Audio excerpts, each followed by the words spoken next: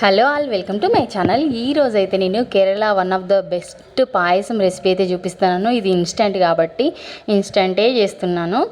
మామూలుగా అయితే ఇది బియ్య పిండితో చేస్తారంటారు. అరిటాకులో ఉడకబెట్టి దాన్ని ఎండబెట్టి చేస్తారు. ఎల్ఐటి అనే బ్రాండ్ది అయితే తీసుకుంటున్నాను, పాలడా పాయసం మిక్స్. అసలు ఈ వ్లాగ్ వచ్చేసి నేను నా కుకింగ్ ఛానల్ స్టార్ట్ చేసిన పాయసం ఇదే.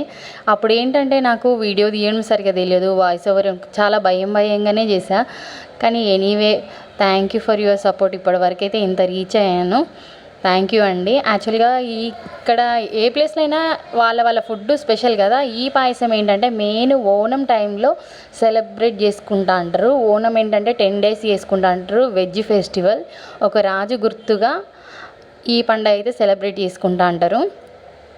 అందులోనూ కేరళ వాళ్ళు ఈ పువ్వులతోని, మనం కదా తెలంగాణ వాళ్ళం దసరాని బతుకమ్మని ఎట్లా పువ్వులతో అలంకరించుకొని మనం అమ్మవారిగా ఎట్లా కొలుచుకుంటామో వీళ్ళు కూడా సేమ్ పువ్వులతో ఏంటంటే ఓనం సెలబ్రేషన్ అయితే చేసుకుంటా అంటారు.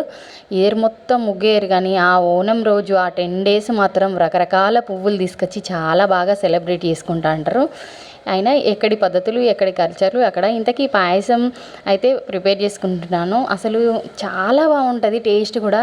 మీకు ఎవరికైనా అవైలబుల్గా ఆన్లైన్లో ఎక్కడైనా అవైలబుల్గా ఉంటే మాత్రం మస్ట్ ట్రై చేయండి. సూపర్గా ఉంటుంది టేస్ట్.